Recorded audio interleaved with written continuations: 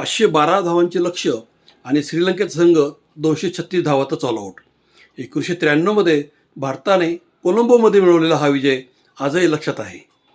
नमस्कार मित्रांनो, मी अजय, गप्पा क्रिकेटच्या अजयसोबत या कार्यक्रमात आपले स्वागत आहे.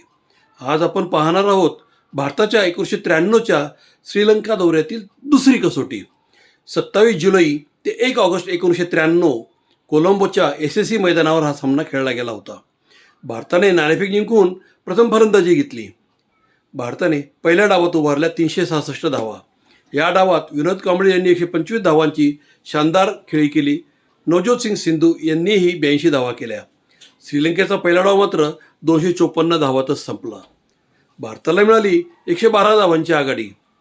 दुसऱ्या डावात भारताने 359 धावा करून डाव घोषित केला.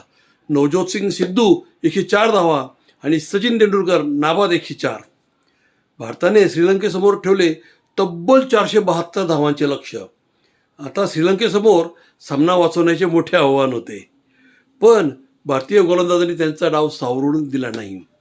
मनोज प्रभाकर 3 विकेट, अनिल कुंबळे 3 विकेट आणि श्रीलंकेचा संपूर्ण संघ फक्त 236 धावात ऑल आऊट. भारताने सामना जिंकला तब्बल 235 धावांनी आणि 3 सामन्याच्या मालिकेत घेतली 1-0 अशी आघाडी. या सामन्याचा खरा हिरो होता मनोज प्रभाकर.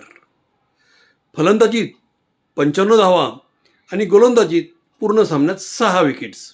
या अष्टपैलू कामगिरीसाठी प्रभाकर यांना मिळाला सामनावीराचा पुरस्कार. 1993च्या कोलंबो कसोटीत भारताने श्रीलंकेवर हा मिळालेला विजय खरोखर खास होता. अशाच जुन्या आणि ऐतिहासिक क्रिकेट सामन्यांच्या आठवणींसाठी गप्पा क्रिकेटच्या अजयसोबतला फॉलो करा, शेअर करा आणि कमेंटमध्ये सांगा तुमच्या आठवणीतील 1990च्या दशकातील कोणता सामना आपण पुढे घेऊ. धन्यवाद.